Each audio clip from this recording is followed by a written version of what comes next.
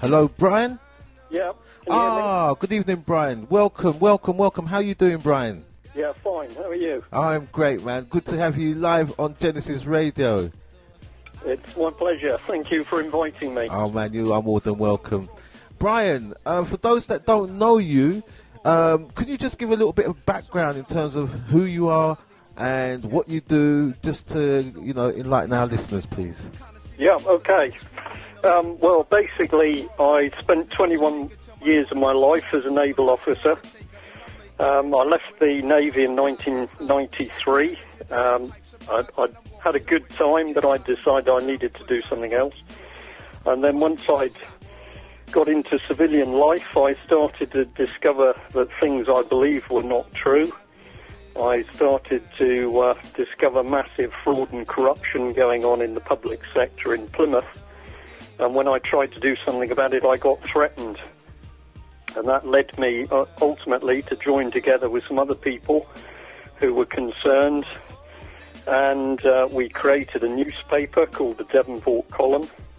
And that's now grown into a newspaper called the UK Column, which is going not only throughout the United Kingdom, but also overseas.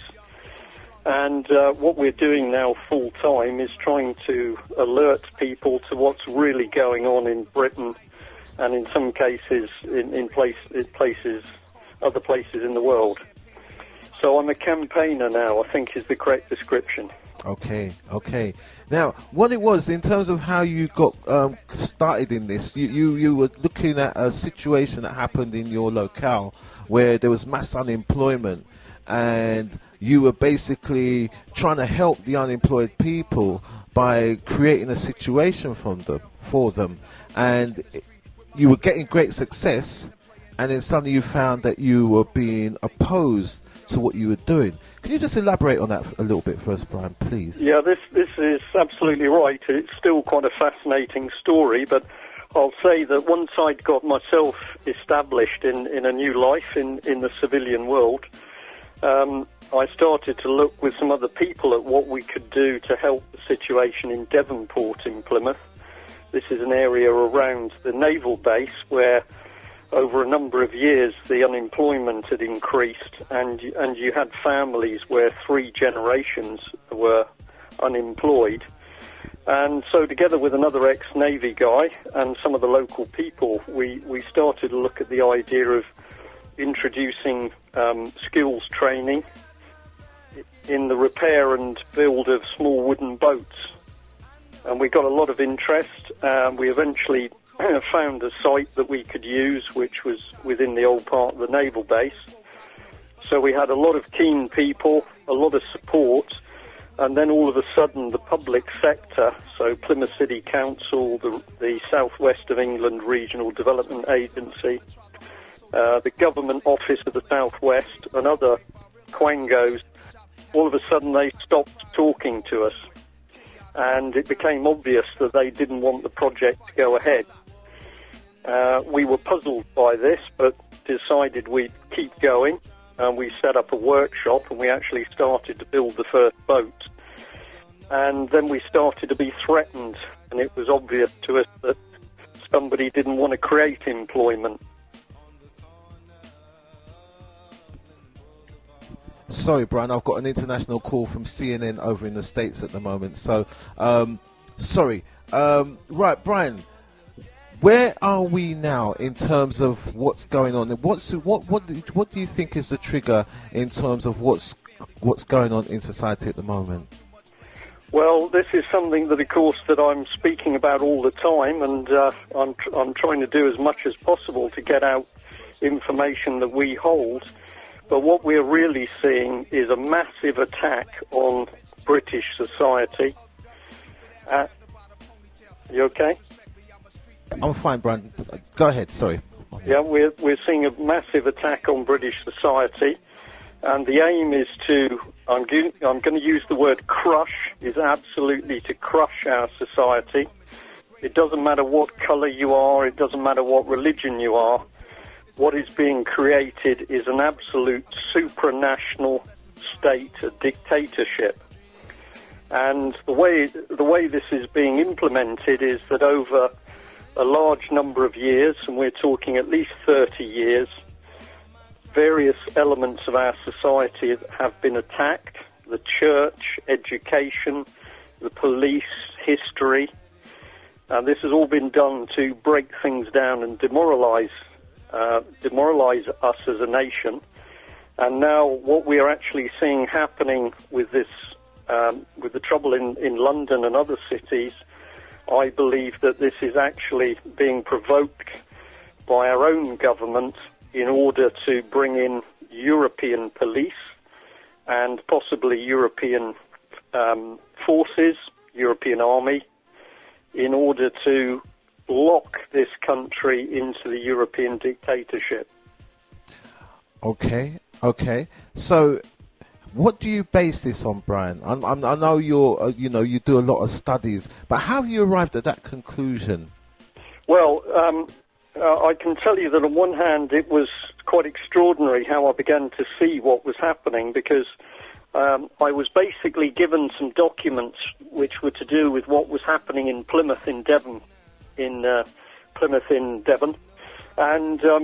I sat down one afternoon with a cup of tea and I was reading the documents, and I realized that when I put the documents down, I couldn't actually remember what they said. There were words on the page, but when you said in half an hour's time, well, what was I actually reading, I couldn't remember. And when I went back and analysed the documents, I realised that I was seeing literally printed word on pages, but nothing there made sense. And I was very puzzled by this. And over the next few weeks, I really started to pay attention to what I was reading in the press and what I was seeing on TV. And a number of things jumped out at me as being strange. And I can tell you that one of those was the fact that there was a very large meeting in Devon which was to discuss having an elected regional assembly. And I was fascinated to see that the meeting was being chaired by the Bishop of Exeter. Now, the meeting itself was absolutely political, and I was fascinated that we should have a Church of England bishop getting right involved with that politics. Interesting. So I began to see things happening, and one day I was reading a book by a man called Christopher Story, who I can tell you who had been researching what's going on for very many years, at least 30 years. And in his book was I call it a grid, in which it set out areas of society. It said how they were going to be attacked and destroyed and what the result would be. And I will give you one key area which stuck in my mind. It said that families were to be attacked and families were to be destroyed so that the state could claim the children. Interesting. Now, when I read this, it suddenly brought home to me all of the training that I'd done many, many years earlier when I'd been looking at what the Soviet tactics were for destroying the West. And of course, many people believe that that was simply to be done via the Soviet armies in Europe. But in actual fact, when you got into the military side of it, the Soviets were absolutely working to destroy the West by subversion. And I can tell you that from that day on, my military training cut back in, because I began to see that what we were actually witnessing and what we were suffering from was an attack on the whole of society. And I can tell you that I'm a relative newcomer to this game. There are many people who were warning about this 50, 60 years ago. I've maybe got 200 books on my bookshelves of other people describing what's happening. But if you go onto the internet, there are literally thousands and thousands of people warning about what's taking place. Once you get into the information, the problem is not where is the evidence. The problem is that there's too much evidence. Right. Okay. So what you're describing then, Brian, is what you've seen from your research is a pattern, a clear pattern of situations that's basically unfolding right before our very eyes, I would assume. It's absolutely unfolding, and I can tell you, hopefully your listeners will believe that what I'm saying is true. I assure you it is true. But I have work that I did now about 8, 9, 10 years ago when I predicted that at this point we would start to see violence on the streets. And the reason for this is that in the plan which has been used against us, and I'm going to say here, and this may shock a few people, the plan is not being carried out by people who are in bunkers overseas. This plan is being carried out by people within our own government. But at this stage, we were to expect the start of violence on the streets. So, Brian, sorry to interject. Are we saying, because, I mean, I remember a couple of years they were talking about a summer of discontent, and it didn't happen when they were hoping that it would fall into being. It's now happened at this juncture, albeit a couple of years later. But I'm wondering whether the trigger is based on mind control. What do you think, Brian? Well, we know that mind control is part of it, and I'm very happy to talk more about that. But what I'd like to do is just introduce something else, is that a key factor that's driving things at the moment is the banking situation. This is absolutely fundamental. Okay, and of course, we've already seen one very minor collapse of the banking system. That was only really just a tremor. But what we're starting to witness now is the absolute collapse of the international banking system. Yeah. And for ordinary people out there who are working very hard, they're going to work, they're coming home with a pay packet which has got to pay for more and more, or items which are becoming more and more expensive. What is actually going on is a vast international fraud by the bankers. There is no such thing as national debt, because the debt in Britain and the debt in other major countries is simply owed to private bankers. It's fraud, it's fiat money. Yes. And Mr. Cameron, who at the moment is continuing to not tell the truth to the British public, he knows perfectly well that we could solve all of our nation's problems tomorrow by simply saying that all debt to the international bankers is cancelled, and from now on, Britain will issue its own currency as a sovereign nation. And this is the way countries used to issue their money. We are not in debt as a nation because the debt owed to the international bankers is fraudulent. Question. So, sorry, Brian, just need to jump in there quickly. How long have we been in debt, Brian? Well, actually, we've been in debt for hundreds of years, going back to the original formation of the Bank of England in the 1600s. And this, in fact, is where the scam starts, because instead of the state issuing money as and when needed, obviously if the state issues too much money, then you can create inflation. But it is perfectly possible for a country to issue its own currency, and that currency comes onto the money markets, or it comes into the public hands at a modest interest rate. And therefore people have money, they can earn money, they can spend money, and money is in circulation without enormous interest rates, which are slowly sucking the blood out of individuals and the country. So we've got to come back to the Bank of England. But what I'd just like to answer your question, which is, if you say to me, why are things unfolding now? Why is it we've now got to the violence on the streets? I believe that the answer is that the powers, the people who are orchestrating these events, are no longer in control of the collapse of the financial system. That's true. It is driving them. And so they are now forced to actually get all the rest of their planning rushing along with it. And why do we need violence on the streets? It's very simple, because if there's violence on the streets, the government can enact the Civil Contingencies Act, which is absolutely identical to Hitler's Enabling Act, and this can introduce curfews, it can stop people meeting in groups, and ultimately the government can use it as a justification for bringing foreign police officers into Britain, or foreign troops, to help control violence and rioting on the streets. Okay, Brian, let me stop you there, because it's interesting when you listen to some of the bulletins that's been going on today in terms of the news. You know, they're saying, well, they don't have enough police to deal with the situation. Well, you know, it's not rocket science. If you're gonna, you know, cull police officers' jobs, then obviously you're gonna have a shortfall in officers.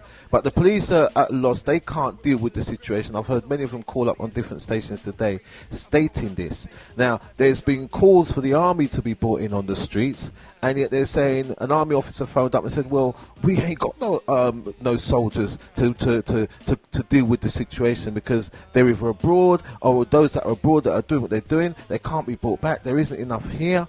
So what you're saying, Brian, in terms of them getting foreign troops from abroad makes absolute sense. And just to further that point, I'm seeing martial law.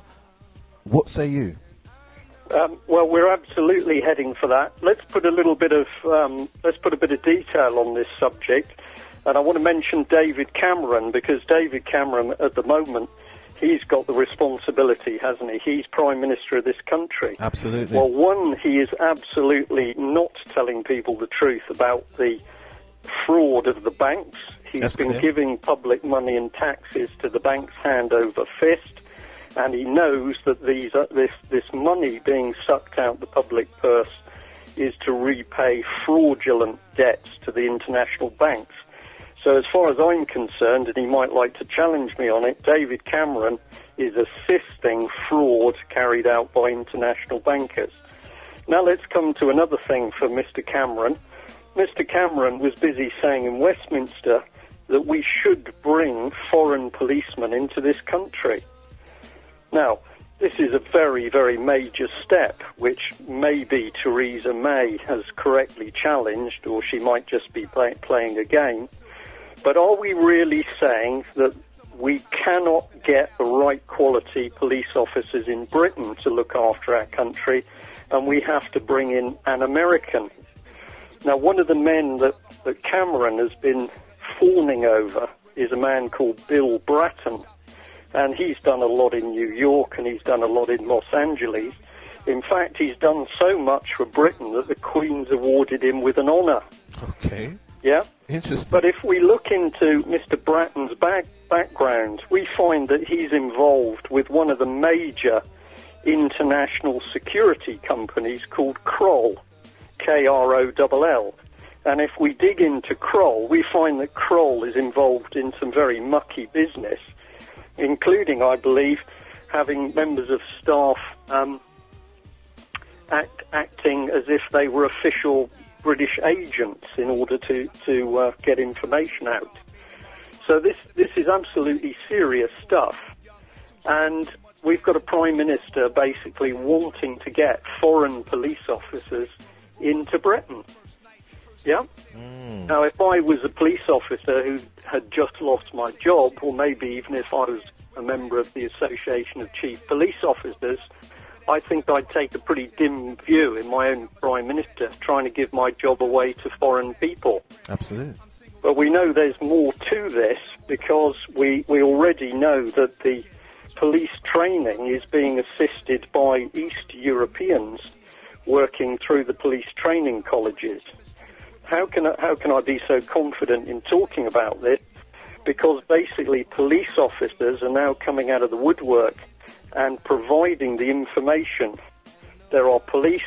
I've no doubt that a few of your listeners at the moment are not that in love with the Met Police, because they're the people out on the streets with the baton rounds.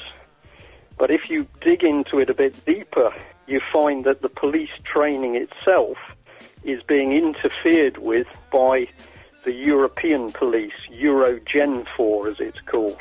Eurogen 4? Yeah. Okay. And there is overwhelming documentation that our own politicians, and make no mistake, this is not about Conservatives or Labour or Lib Dem. All of these parties are rotten because they are committing treason by trying to bring foreign police officers into this country. This is unbelievably dangerous. The other bit about the army, yes, it's obvious, isn't it? On one hand, we have a government that can suddenly find £6 billion to help bail out Ireland, but they can't find enough money to keep the British Army running.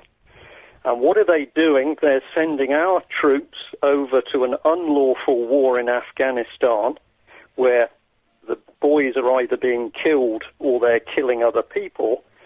And once they're out the country, they are whipping up the idea that we need to get troops onto the streets in order to deal with what's happening.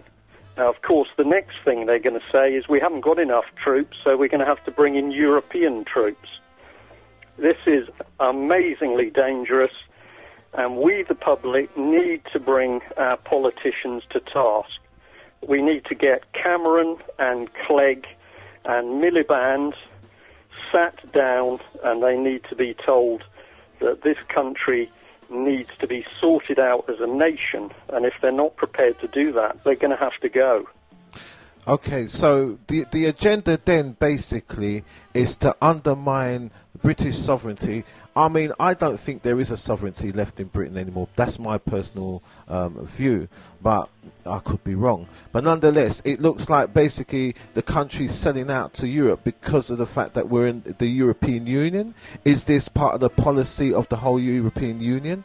And further, what is this talk about, you know, the Daily Mail talking about, oh, you know, a campaign to get England out of Europe? What is that all about, Brian? Well, in my opinion, it's an absolute smokescreen, and I can say to listeners that many years ago I believed that Britain was, if you like, being attacked in this way by the European Union.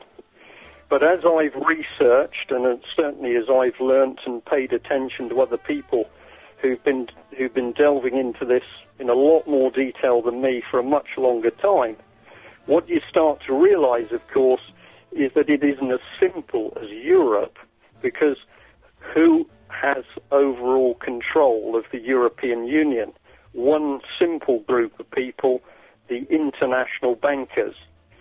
And when you start to look at where the seat of power for the international banks is, where is that seat of power, you come straight down to the City of London. So it's just not right if I was to say, well, the problem is Germany within the European Union, and we've got Deutsche Bank, and I don't believe Deutsche Bank is up to much good. But if we then say, well, who controls all of these banks, we come back to massive international banking cartels such as Rothschild's Alpha Group, where we see banks who control trillions of dollars, who can dictate policy within economies right the way across the world. These bankers are the ones pulling the strings on the political situation. Absolutely. And in my opinion, these people are unbelievably dangerous because they're doing this hidden in the shadows and protected by people like Cameron and Clegg and Miliband and Clark and Patton, of course, who is the man at the moment smoothly pulling the strings at the BBC so that none of this truth gets out on national TV. Okay. All right, then. So my question, I'm going to come back to you now because obviously we've got a lot of heat going on out on the streets at the moment. And Yep. I'm just trying to conjunct the situation. My view is that this BlackBerry, because, you know, they're all talking about this BlackBerry and how it's like a communication, and that's how all these youths are, you know, amassing on the streets. Again, I'm looking at this mind control. I'm looking at the electronic device called a mobile phone, which we all know, you know, operates on certain frequencies. They can turn up frequencies. They can. It's a mechanism of manipulating the mind. Yeah. I don't know if you've heard of this guy called Ross Day, who has broken down the power of the mobile phone and how it was a fantastic creation to manipulate the masses of the people who would actually be happy to buy it and be controlled by it. Now, I'm seeing the way this whole thing has spiraled right across the country. And I think basically it's a programming of mind control that's gone out, and the youths are picking up on it and running with it. Now, I'm saying that a lot of the youths out there that are on this are basically youths that are on the road. They don't basically at home, they eat at McDonald's, so you know they have this deficient food that they're eating that doesn't feed the mind, so therefore you know, empty minds, or you know, out of empty minds you get nothing. So they're all basically under this mind control system. I mean, that's my view, my perspective. What say you? Well, I agree with that. There are certainly electronic forms of mind control, but we've got very many other factors which, if we talk about electronic mind control, I think a lot of people listening will maybe be thinking to themselves, that's just a step too far. I can't believe that. And I know. Yeah? Yes. So if we put in something else first, if you're going to mess around with the minds of people in a society, there are many, many ways that you can do it. You can get into schools and you start to feed children and young people false information. You give them false values. You start to teach them that they know better than their parents. These are very subtle things, but which ultimately start to have an effect, because children, instead of, okay, we all rebel against our parents, but instead of families being basically united, the children start to be encouraged to rebel against their parents. We start to promote junk culture. Now, okay, I'm at an age where probably a lot of youngsters would consider me to be an old fuddy-duddy, but I've seen a phenomenal change even in pop music, so that now we're watching stuff which you can either call raw pornography, or its message is very dark and sinister. And of course there are many young people that are their recreation time is now being exposed to this type of material. We've got the BBC, which, far from being straight and honest, is now pouring pure propaganda into our homes. I mean, it's quite incredible to listen to the BBC talking about the international financial system, because you've got Robert Peston, who I've just dropped the name in, is a common purpose person, and he's right in the middle of all the mucky stuff. He's talking to us as if what he's saying is true. And we've got massive control of the press. So there are all sorts of very ordinary, tangible things that we can see that are affecting people. We see that big press media machinery, for example. It's spent thousands of hours trying to whip up hatred between black people and white people in this country, or Muslims and Christians. So we see the agitation, the propaganda.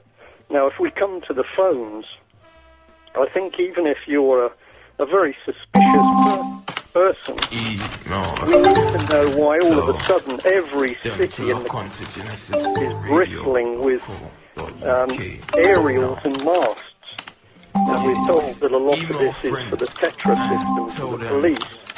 But many people believe the microwave from all these aerials is just not doing us any good. It's dumbing us down, or it's depressing us. Absolutely. So I'm going to say that with a little bit of my military knowledge on what is possible via electronic means, and I accept that time's moved on in the 15, well, it's over 15 years since I left the military, but there is no doubt that you can use electronic means to interfere with people's thought patterns, and certainly you can use it to make them agitated or depressed. Oh, absolutely. Absolutely. Yep. Yeah. I mean, I've got so much information and evidence. I should have actually walked with some and read some verbatim for the benefit of the listeners as well as yourself, but never mind.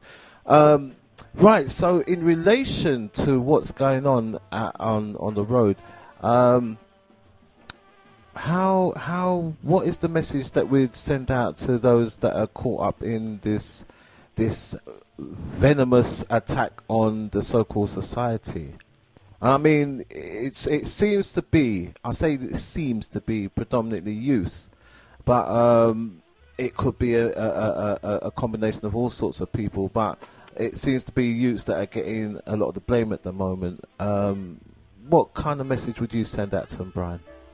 Well, I would really like, if I can, to speak to a few people in the communities there in London who are suffering the trouble at the moment. Because you can see the pieces of the jigsaw. You've got a lot of young people. They've no hope of getting proper jobs. They're living in areas of the city where it's difficult to do things. And so young people quite obviously want to get out and about and do things. They've got lots of energy. But what they're being drawn into is, I think some of them think they're attacking the establishment, but they're not actually attacking the establishment. What they're doing is they're hurting their own communities. If you burn shops in your communities, you're damaging your community. You're frightening people in your community. The people that are doing the damage, the international bankers and the corrupt British politicians that are hiding the truth, they're not being hurt by the fact that shops are being burnt. In fact, it allows them to start to bring in more draconian rules. Now, I will say this, and maybe people out there listening will laugh, but I will say that to the best of my knowledge, and that's my professional military knowledge, and what I've learned since then, we have a government that is working on introducing an absolute dictatorship, a police state. Absolutely. And in that police state, it doesn't matter what colour you are, it doesn't matter what religion you are, if you challenge the state, you're going to end up in a camp.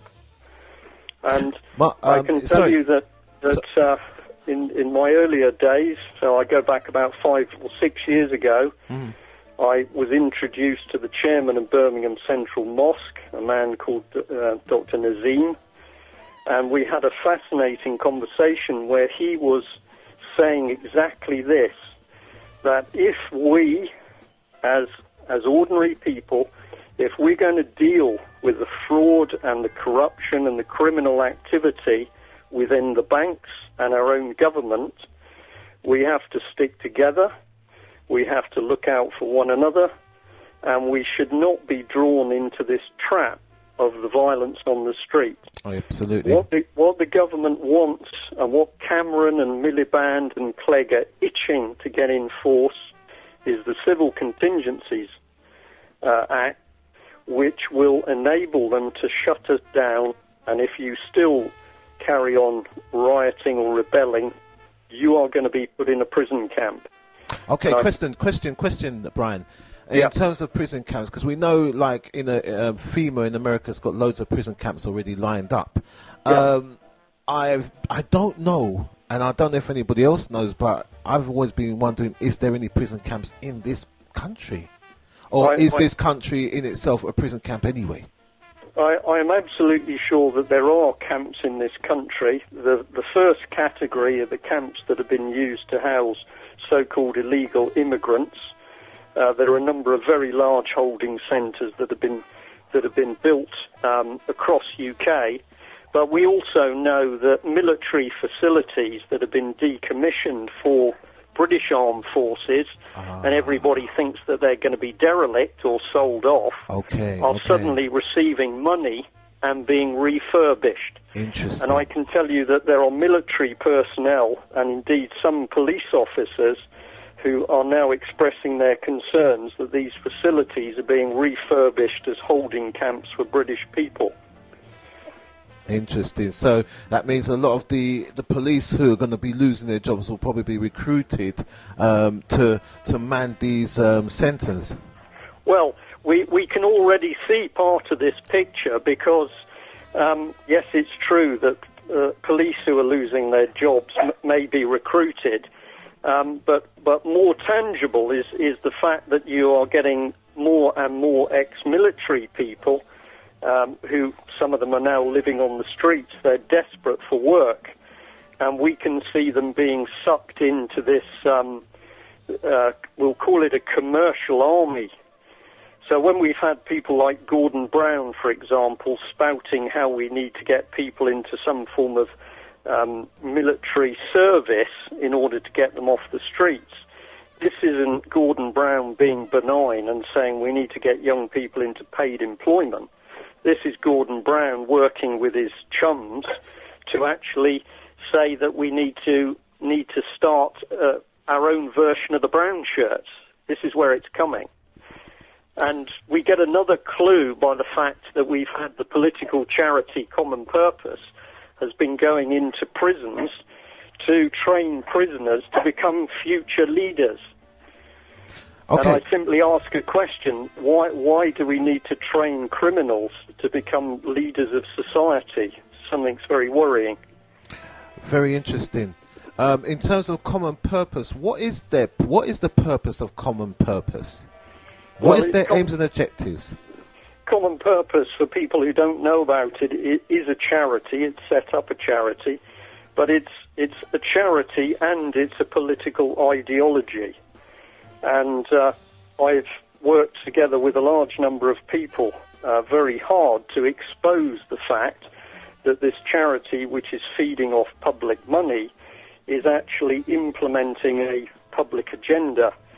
It's operating in schools and colleges, MOD, NHS, central government. And if you follow it through, it isn't just creating future leaders of society, it's creating people who've had their social and personal values changed. And that brings us back to your subject of mind control. What I'm saying, I just push this over. What I'm saying is factual. I'm not guessing at things. If people like to go to one of my sites, which is cpexposed.com, you can have a look at documents yourself where we're talking about what this organisation is really doing. Okay. All right. What I'm going to do, I'm going to give the listeners an opportunity to call in, or they can hit us up with texts, or get us on the chat room, which is genesisradio.co.uk. All right. I just want to give a shout out to everyone in the chat room. Alicia, back in UK 26, Chocolate, Chocola, The Legs Man, Dan, Jabba, Jai, Mad One, Energy, Ra, Rands, Rock of the Boat, Sky Angel, and Teox. Good evening to all of you in the chat room. Okay, the number that you need if you want to, fire some questions at Brian, is 07931 276 232. That number again is 07931 276 232. What we're doing is that we're unpacking the whole situation in terms of the root cause of all that's going on out on the streets at the moment. We can talk about what everybody else is talking about in the radio world out there, but we've chosen to speak about this because those other stations ain't touching this, they've got no idea about this. Even though Brian's been producing a paper called UK Column, of which he makes sure that all the MPs get copies of this, they're all aware of the work that Brian's doing, but they're afraid to actually, address the situations as they are in terms of truth, Okay, Brian, one moment, Brian. Caller, hi. Greetings, sir, how you doing? No, I can't connect you live at the moment, caller. So what I'm going to do is I'm going to take your question, and then I'm going to put it to Brian if it's a question that you want to pose.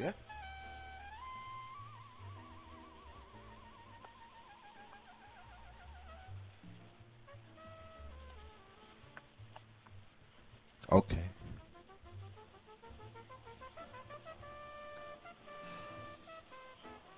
Okay, you hold tight a minute. All right, hang on. Brian, sorry about this. Our other live link's not working, so I'm taking a call directly from a caller. And what he's saying is that he's been trying to convince a lot of people that everything that's happening out there at the moment is being orchestrated to push this new world order. He doesn't know how to convince the people, and what can he do in order to shed some more light and make it clear for people to understand. Right. Well, this is a question that I get asked quite a lot. We get people who phone us in Plymouth about this, or if I do a talk, people often ask it.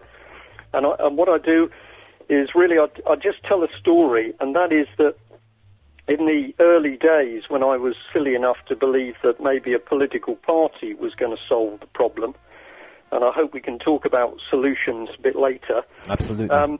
We maybe would put out 2,000 or 3,000 leaflets, and we might get 20 people turn up at a meeting, and at the end of the meeting perhaps 3 people showed any interest in doing things, and people used to get depressed.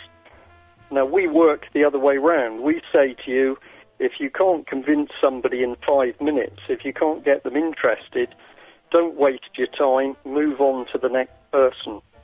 Because the people you're after are the people that the moment you mention something, they say, oh my goodness, I was thinking that. I thought I was the only one. So don't despair with the people who you can't convince. Just move on to another person, and you will find you start to get the other people who do want to listen to you and who do believe. That's the way we grow the numbers. Okay. Okay, caller. I hope that was good information for you. So don't get disheartened. Keep on doing what you're doing, yeah. Because there's a lot of people out here that's caught up in the matrix, and you know, that's just how it is. You know what I mean? You can't free their minds, but you know, when the time is right, their minds will be freed if they so choose to see and remove the blinkers from their eyes. Okay. In light of the shooting that spiraled and kicked this all off with Mark Duggan, it was alleged that he had fired a shot at the officer, and this officer was somehow miraculously saved by this bullet hitting his radio. Now, what a lot of people are upset with is this: the fact that he was travelling in a minicab, he was stopped. He was pulled out of the car by officers and immediately pushed to the floor to lie down to be cuffed. Now, he wasn't resisting, and therefore there is no, as far as I'm concerned, there is no way that he could have actually pulled out a gun from anywhere if he had one and fired a shot at the officers. Now, we all know, for many of our listeners, we all know because we've experienced the arrests by police, and especially when they manhandle you, taking you out of a car, and worse, if they suspect that you've got a gun, you are going to be put on the floor. Now,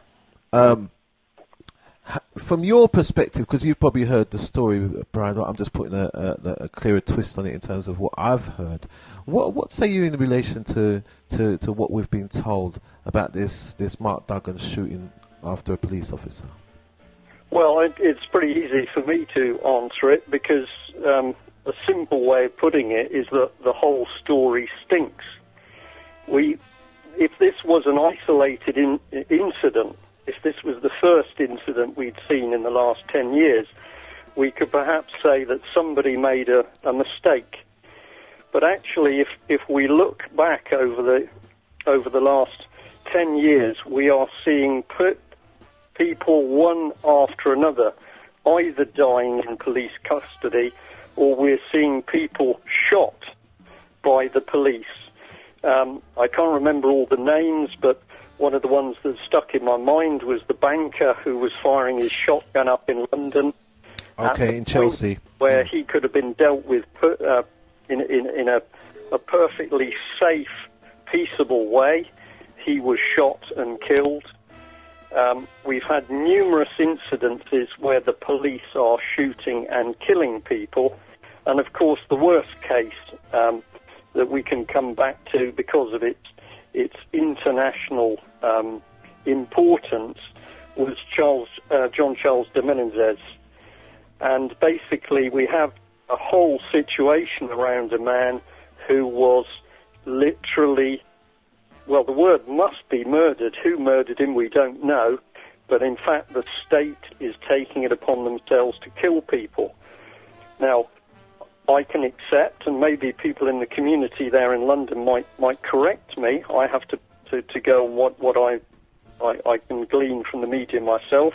But perhaps the man had a reputation, perhaps he was dangerous. But I find it remarkable that we're casually saying now that he was shot and killed. There wasn't a gun that had been fired, and one police officer has got another round from a police officer lodged in his radio. Interesting. At best, this is incompetence. But at worst, what we're actually seeing is the police being given a license to kill. Now, one of the people that's in the background at the moment is this very senior police officer called Cressida Dick. She was the person who was actually in charge for the De Menezes event. And I think I'm correct in saying that we've now got her promoted and active within the Met Police in a counter-terrorism role. So we've got a very funny situation, and I'd just like to bring us back round to join a few pieces together. It was David Cameron was the man who was so keen to get in foreign police into Britain. I mean, the papers were all saying he was particularly keen on this American man. But when we look at the American guy's track record, he boasts that he's been helping to train British and the Met Police for 20 years. Now, one of the things that we know about the American police is that they are absolutely gung-ho. They are armed up to the teeth. They have a very trigger-happy policy. And I wonder whether it's a coincidence that we've had Americans in the background training British police, and we now see British police who look like something out of an American movie. They're dressed in black, they've got their black bulletproof vests, they've got stun guns, they've got batons, they've got automatic weapons, they're even wearing baseball caps. Now these are not police to me who are there to police the streets of Britain by their own bravery and honesty. These are police who've been taught in a rather different way. These are very brutal, aggressive people. And I can tell you, and this is absolutely true, a colleague of mine was stopped by the police recently, and when he protested that their behaviour was aggressive, one of the constables turned to him and laughed and sneered and said, "We're selected because we're aggressive." Now, I don't think this was an accident. So when I read things in the paper, let's come down to basics. I'm white, but when I read things in the paper about black people being stopped and harassed on the streets by police, I can believe it's true, because we've seen the way these people can act. Now, before there are police out there who are saying, well, Brian Gerrish is laying into the police, the next thing I want to introduce is what is actually happening with police training. Because we know, and I can prove, I've got the documents to prove it, that police, when they're going to their colleges, are being trained using neuro-linguistics. And what this is actually doing is changing their values. So instead of them having an automatic human reaction to what is right and wrong, these people are going through training courses where they're being made very cold and callous.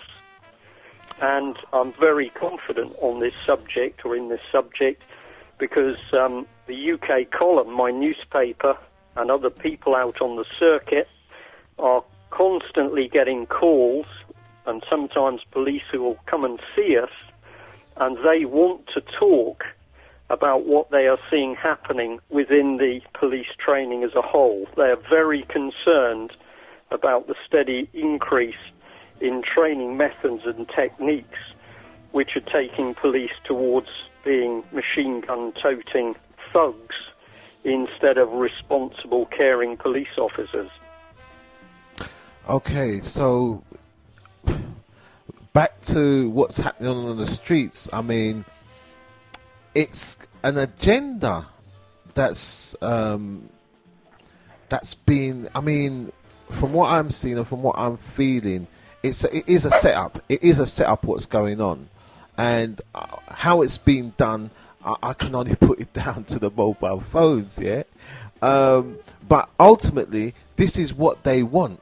This is they need to have this disruption. They need to have this chaos, and the youths are feeding it. Now, it's problem, reaction, solution. Yeah, Okay. the whole shooting with this young man over in Tottenham, that was part of the problem. Then there was a beating of a 16-year-old girl, which has been put on YouTube, and people are seeing that. I think that might have really been the one that got people's goats, and that's why they went out. So there you have the problem. Then you have the reaction, where you now have the rioting on the streets. And then the solution, like what I'm hearing on most radios today, is people are asking for the army to be brought out. Now, initially, I believe that that's what the government wanted in the first instance, but the whole game had to be played out. You create the problem, you wait for the reaction, then you offer the solution. So now we'll probably hear Cameron saying in a few days, oh, well, you know, you've all said that you want the army on the street, so we're going to give you the army on the street. Yeah. Do you know? Well, King, you're absolutely right. In my opinion, you're absolutely right. This is our own government, and we're going to say agents within the government. A statement which I've never forgotten, although some people have attempted to discredit him, but some of the listeners might remember the ex-MI5 man, David Shayler. And I can remember going to one of David Shayler's early talks when he was talking a great deal of Spent. And what he said was this. He said that far from protecting the British public needed protection from our own security services. Correct. And I think that what we've got happening at the moment is we've got professional agitators who are being used to stir up youngsters in the local areas. Excellent point. Can I stop you there, Brian? Because it's been rumoured, and it may well be true. I mean, I remember I heard you speaking on Alex Jones's show, and Alex was saying that, you know, there was police officers that were dressed up like thugs, but they all had the same boots on, and that's what gave them away. Now here, we're hearing a similar situation, you know, where people are dressing up, but they appear not to be the ordinary meal of like the youth, for example. They are actually instigating this situation. All this burning and burning and burning. I mean, I don't think youths would really. Yes, they will want to raid and loot and get what they can, because that's the mind of youths, yeah. But they're setting a light and all the rest of it. I think there's something a bit more sinister in relation to that. I will tell you one of the things that makes me think that this is absolutely not just a few young people running amok. I am part of a wider organisation of people that are trying to get the truth out there. We're trying to get people to meet. We're trying to run talks. We're trying to get people moving and motivated. And it takes a huge amount of effort. We have to write letters. We have to make phone calls. We have to send emails and texts. And we've got the state. And I'm going to keep coming back to Mr. Cameron, because I do not believe David Cameron tells the truth. Well, we've got David Cameron and his rotten party trying to convince us that a few young people using BlackBerries are coordinating rioting and torching of buildings, not only at multiple locations in UK, but they're doing it at multiple locations across the country. This is nonsense. This is being coordinated by professional people. Okay, Brian, sorry about that. Thank you for that explanation, Brian. I just had a caller, and he wants to know a little bit more about the civil contingency plan. Can you break down a bit more about the civil contingency plan, Brian? Right. Okay. Well, basically, and I'm going to challenge listeners out there to get doing the research themselves, because I'm going to say I know a lot, but I can't remember all the detail all of the time. Okay. But if you look into the Civil Contingencies Act, you will see that the government is taking more and more powers upon itself in order to deal with people if we come under a period of, say, terrorist threat. So whereas before we would expect Parliament to be convened and there to be a debate in Parliament on whether the army is going to be used on the streets or we're going to take this measure or that measure, the Civil Contingency Act is allowing the government to take unilateral powers. They just get on with it without having to consult with the public. Yeah. If you want a mirror of it, the Patriot Act in America, which was brought in immediately after Twin Towers, did exactly the same job. It gave the American government powers to absolutely control every aspect of people's lives. So I'm going to challenge the listeners out there. You get onto Google, you get on to talk to the Home Office, you start talking to your local MP and asking them what this act is about. Because they clearly have a duty and an obligation to share that information, right? They should do, because we're dealing with acts which have come through Parliament. But I can tell you that when you start to ask the deep penetrating questions, you can see this government absolutely walking back from its promise to be open and transparent. Francis Maud, who is a great friend of Common Purpose, and he's controlling the Cabinet Office. When you start to ask the Cabinet Office for documents and to release information, they spend their whole time covering up and creating smokescreens. And Francis Maud was the man who promised transparency at all levels of the Conservative Party. Thank you, Brian.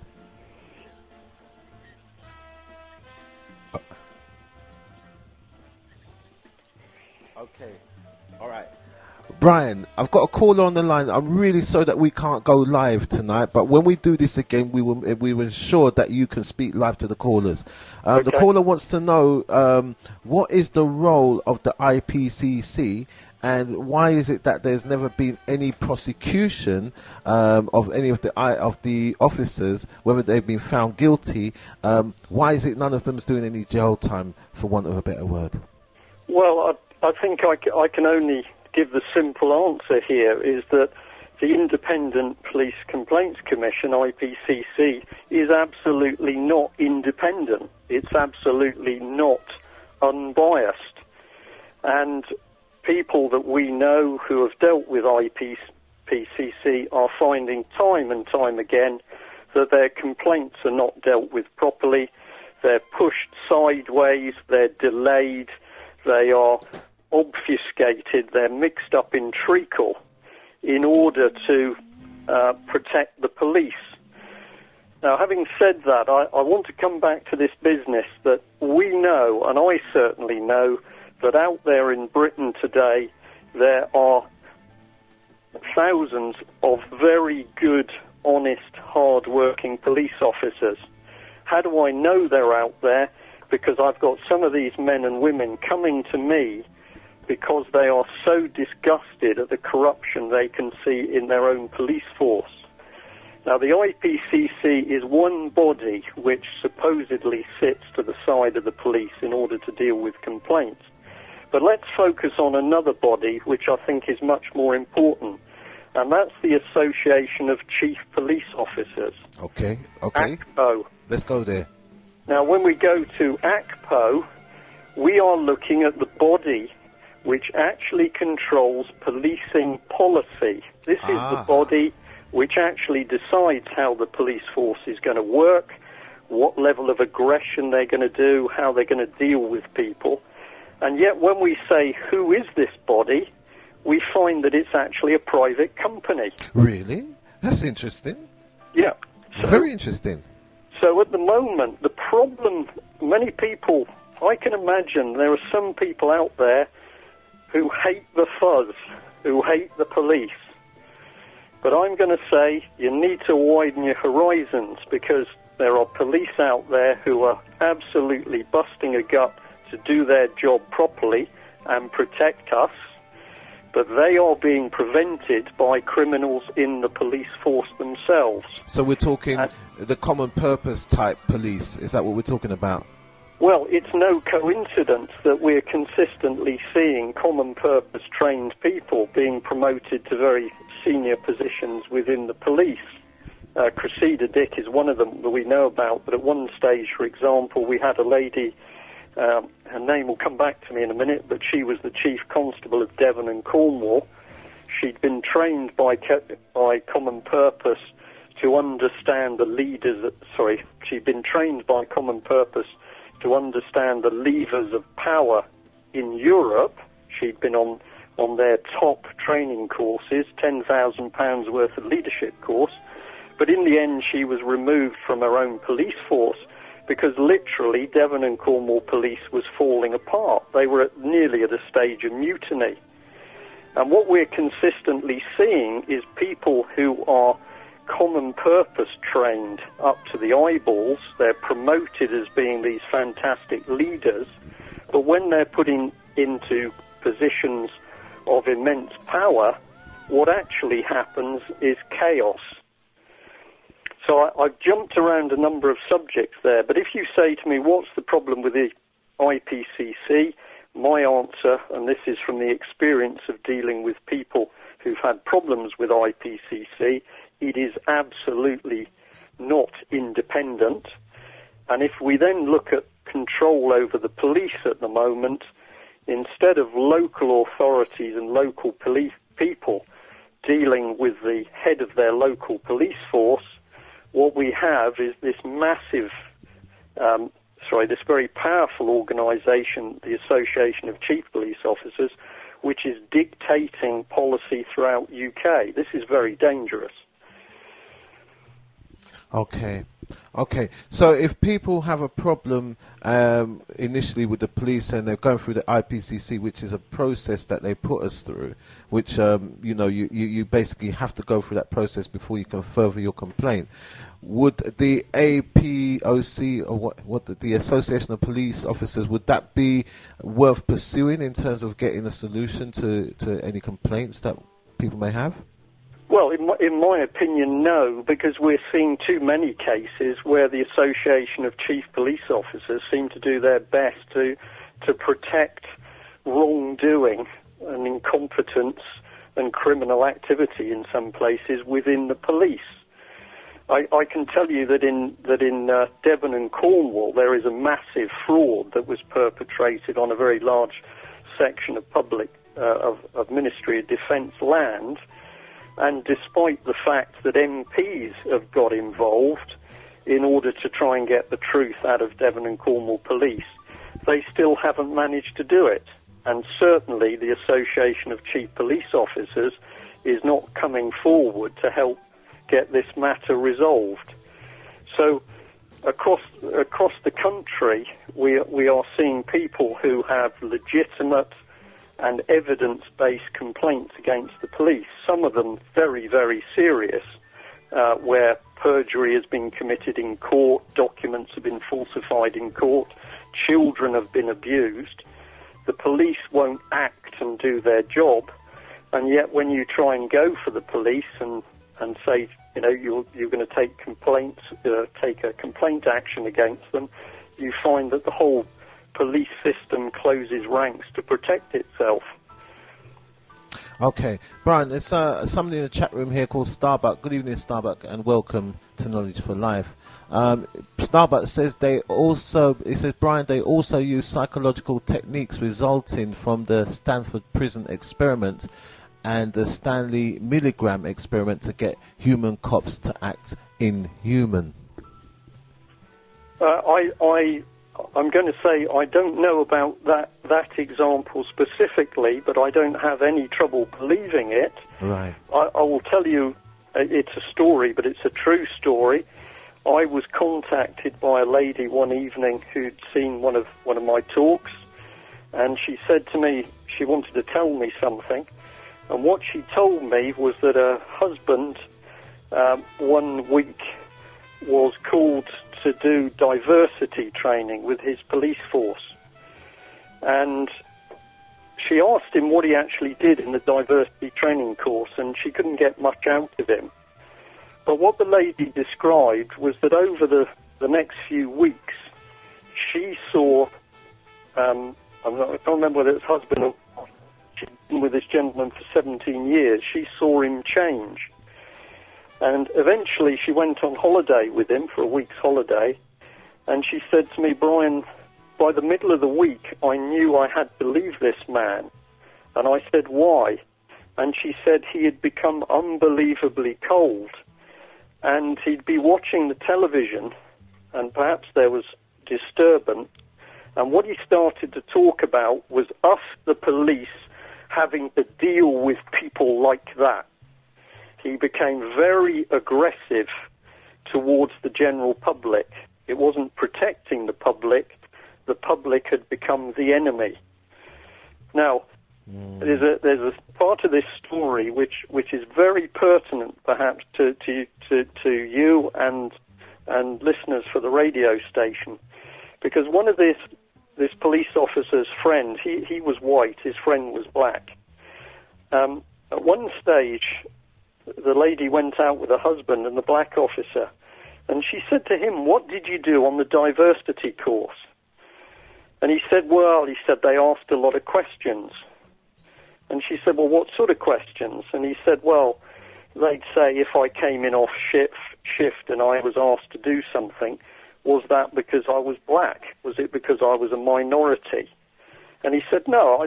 I said to them, no, a lot of the blokes got asked to do that. And then they asked another similar question. You're asked to do this. Is that because you're black? And you're asked to do that because you're black. And eventually he said, maybe. Now, what they had actually done with this man on the course was take a black police officer who was quite happy with his colleagues, and in his mind they'd installed doubt, a little seed that actually he wasn't in quite such a happy position with his colleagues. Now, this messing around with you can be done in a diversity training course, or it can be done in a leadership course, or it can be done in a management course. You will not know it's done or being done unless you've done a little bit of homework yourself. But your caller is absolutely right that in many cases the training is actually making the police very cold and detached. And if we follow this training back, we say, where did it come from originally? We've got to go right back to the Tavistock Institute in London. Oh, yeah, most definitely. And you can then absolutely follow the route, and listeners, again, can check me on this. They can research it themselves. You find the Tavistock Institute in London was developing these techniques for messing with people's minds. That's correct. That's correct. They got support from the American Institute of Psychiatry, which, backed by Rockefeller money, set up the Kaiser Wilhelm Institute of Psychiatry in Germany.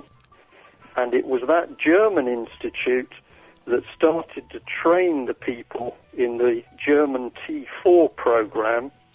And that was the program where in 1937, round about 36, 37, so before the Second World War, the Germans were training the people who would handle mentally and physically disabled people who were to be killed. And those individuals were stripped of human compassion so that they were immune to the pleadings of their victims.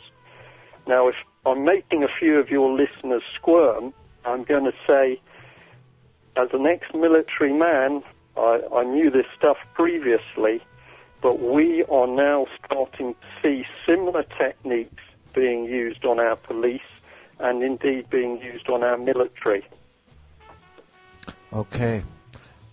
So basically, Brian, you know, being a military man yourself, you see certain strategies unfolding in society. What we're seeing on the streets, would you say that this is part of a strategy that's unfolding right now? I have absolutely no doubt the speed at which we haven't had an isolated incident in one area of London where some gangs of youths got out of got out of hand, and they've set light to buildings and they've done some looting. It hasn't happened in one area. Simultaneously, it's suddenly popped up in multiple areas in London, and it's occurred in other cities. Now, if anybody, and I don't care who they are, they can be MI5, they can be the police, if any people from those organisations say to me this was coordinated by a few youths with BlackBerry phones, they are absolutely lying. It cannot be true. So what we're saying is that either there's some form of terrorist organisation operating in this country which we're totally unaware of, and for the first time it isn't being blamed on the Muslims. Okay, so who are the people stirring the trouble? Now I'm going to come back to the story about the men who all wore the same shoes. If I watch the reports over these latest fires and riots in London, I've been fascinated by the fact that BBC film crews can be a few feet away from very dangerous rioters who are kicking windows in. It doesn't make sense to me, because if these people were such dangerous rioters, the moment they caught sight of a camera, they would be attacking those people. Absolutely. But I've seen BBC reporters casually saying, we filmed the police, we filmed the rioters. And what I find myself wondering is that the scenes and the shots that the BBC is getting are so beautifully high definition, they're so beautifully accurate and choreographed. Were we actually seeing film being taken of professional agitators? Now, these are questions which, of course, the government is absolutely going to hate, because it starts to take us towards where we've seen other instances of professional police and in some cases special services agitators being used to carry out political purposes. We saw it with the policeman who was brave enough to admit that he'd been used to stir up trouble in some of the green activist groups. So we know that our own government can carry out some very, very dirty tactics when it wants to. It can make sure the truth doesn't come out about Kelly. It can make sure that we don't get the truth out about bankers who fall out of 20-storey blocks of flats in London. Okay, there's all sorts of stuff happening at the moment where we don't get a true and accurate coroner's result.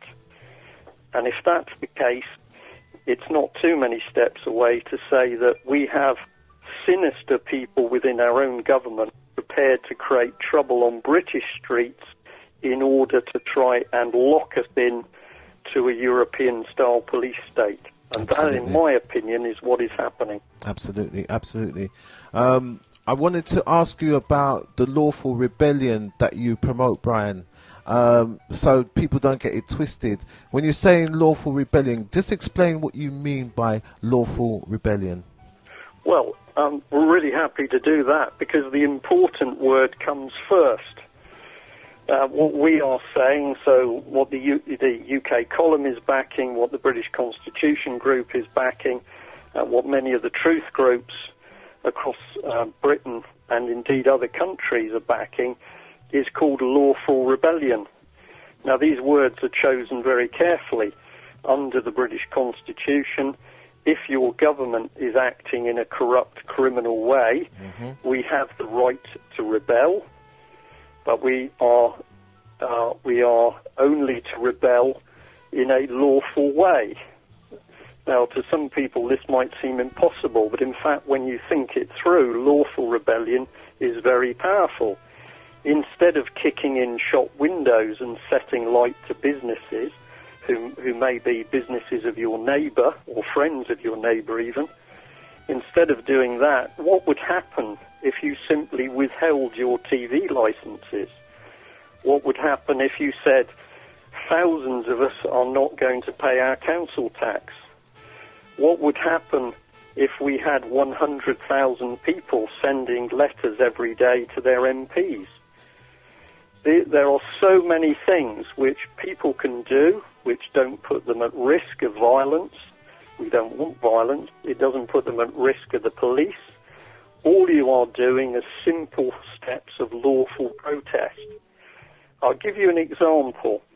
We know, I'm sorry that the police are taking a bit of a hammering on this interview, but I do stress that we have many, many good police officers, men and women, who are now helping the cause.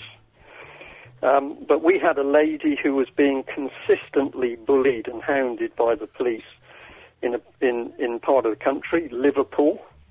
She'd had her children taken away from her completely unlawfully, and yet when she tried to get redress through the courts, she was being bullied and victimised by the police.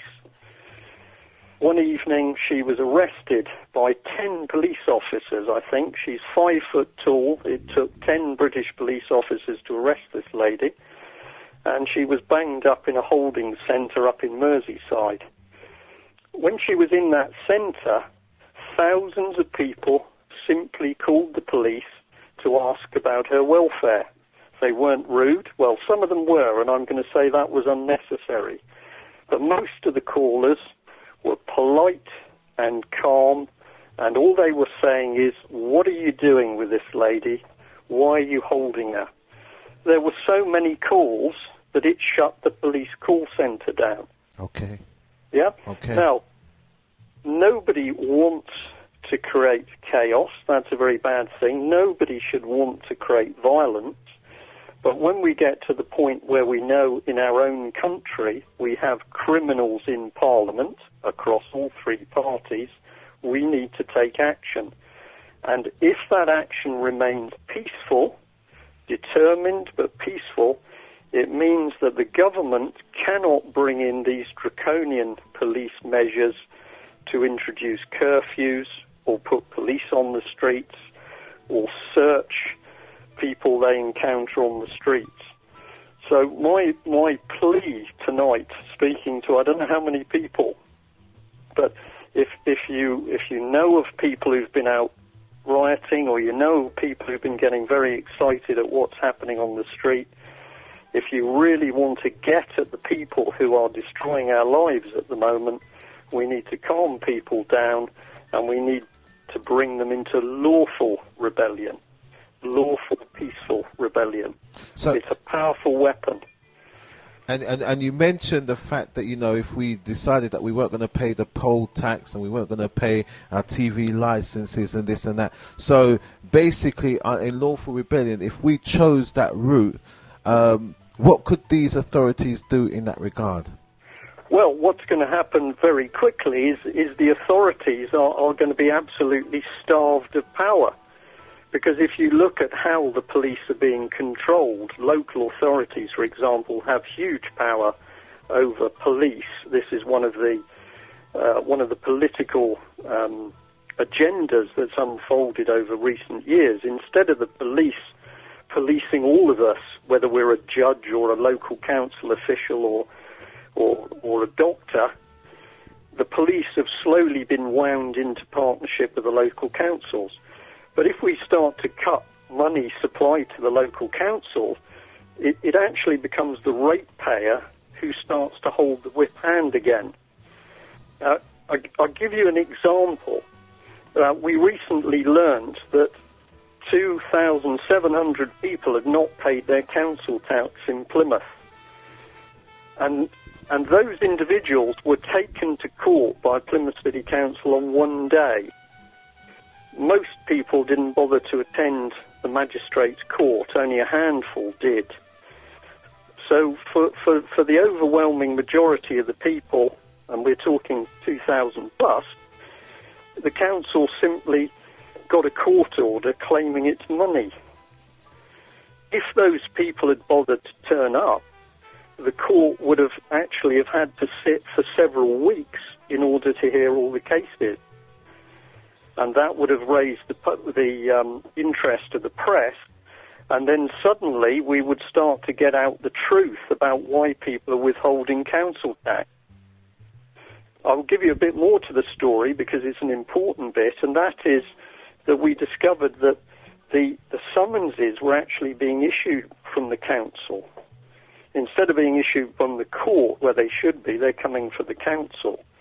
And if you were found guilty, you were being charged £60, but in reality it only cost the council about £3, £3.50 to issue the documentation. So on a single day in one single court, Plymouth City Council was raking in about £150,000 in costs, which it had simply created itself. Yeah? Now, if people know how they're being attacked and how the system is absolutely screwing all of us for money, we can start to withhold that payment and control the system. The same thing applies if we had several thousand people, preferably 100,000, who decided they were going to withdraw their money from the mainstream bank. Because the facts are that the average bank branch does not hold enough money.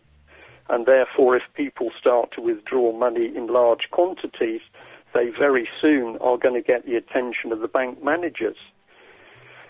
So there are so many things that we can do to show that the wider public are absolutely appalled at the mismanagement of the country, and we don't have to use violence.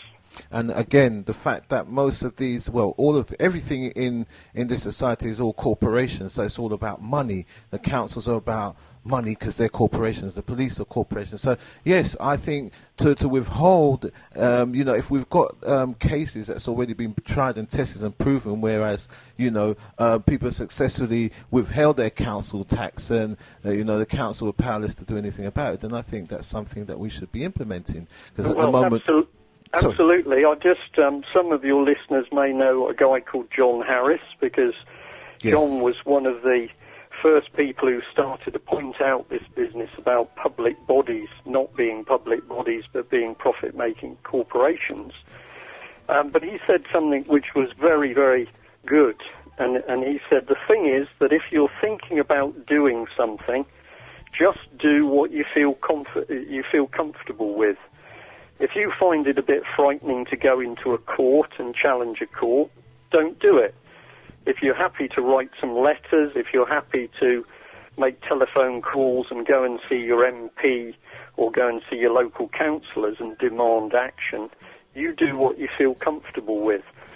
At the end of the day, we don't need a few thousand people understanding what's going on in the country. We need millions. And if there are listeners there thinking, if Brian's right, this is a pretty gloomy picture for UK, I will actually say to you that I am incredibly encouraged by what has started to happen, because we are seeing people wake up right the way across the country.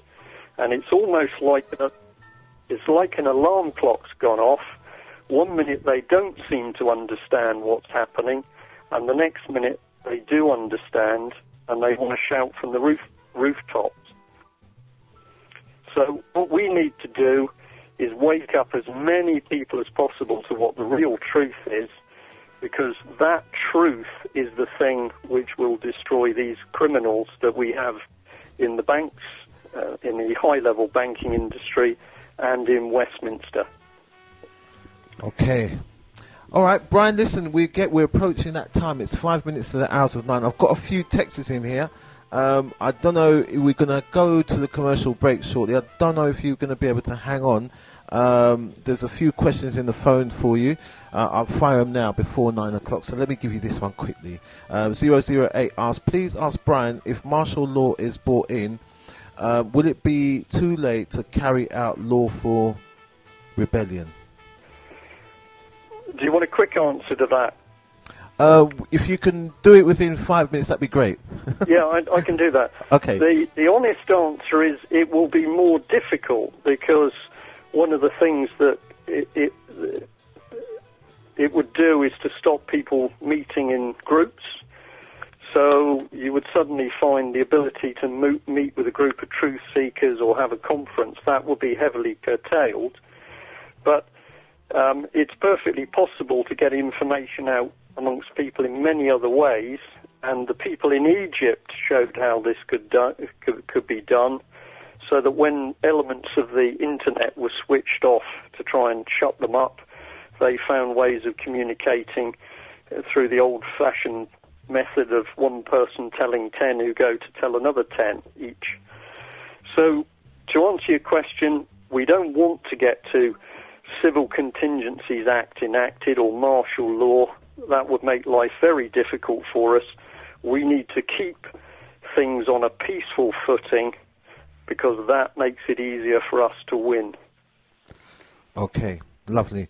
All right, 008 comes in again. It says, excellent information, excellent host, excellent guest, excellent show. May both of you continue the excellent work. Big up, Brian, Mr. Thank you. Mr. TD. Okay, thanks, Mr. TD. Lovely text. Lovely, lovely, lovely. Okay, 229 says, thank you, King Lion. Can you trust, can trust you to deal with things that matter? Enough respect, Riggs. Okay. So Riggs is saying that you can trust us to be dealing with things that really do matter. Yeah, because, you know, like we said, nobody's actually dealing with this, and it needed to be dealt with, Brian. So I want to thank you very, very much, yeah, for your commitment to what you're doing. And listeners, I'd encourage you to go to UK Column. Brian, what is that again? UK Column? Yeah, .org. www.ukcolumn.org. And the other thing I'd like to point listeners to is Edge Media on Sky 200 and Paradigm Shift TV on Sky 201. There are TV channels where people are now trying to get the truth out. Okay. And one last correction. I think I talked about the firm Kroll in relation to trouble with MI6 people masquerading as MI6 people. It should have been a company called Diligence, I believe. Okay. So I'll just correct that. So this is something that we need to search and have a look at as well for these Get your listeners having a look at Diligence and Michael Howard, another Tory, you may remember. Oh, yes, indeed. Oh, yeah. Oh, yeah. Right. So, okay. 085 says, thank you, Genesis Radio. Best radio. Can you let people know about 7/7 ripple effect on YouTube? The truth. All right, lovely. Yes, I have got that DVD. Fantastic information. You're aware of ripple effect, Brian, yes? Yes, absolutely, yeah. And it's well worth watching, and encourage listeners to look at it. Yeah. Absolutely, absolutely. Can I just mention something that was text to me earlier this evening, just before I came on the show?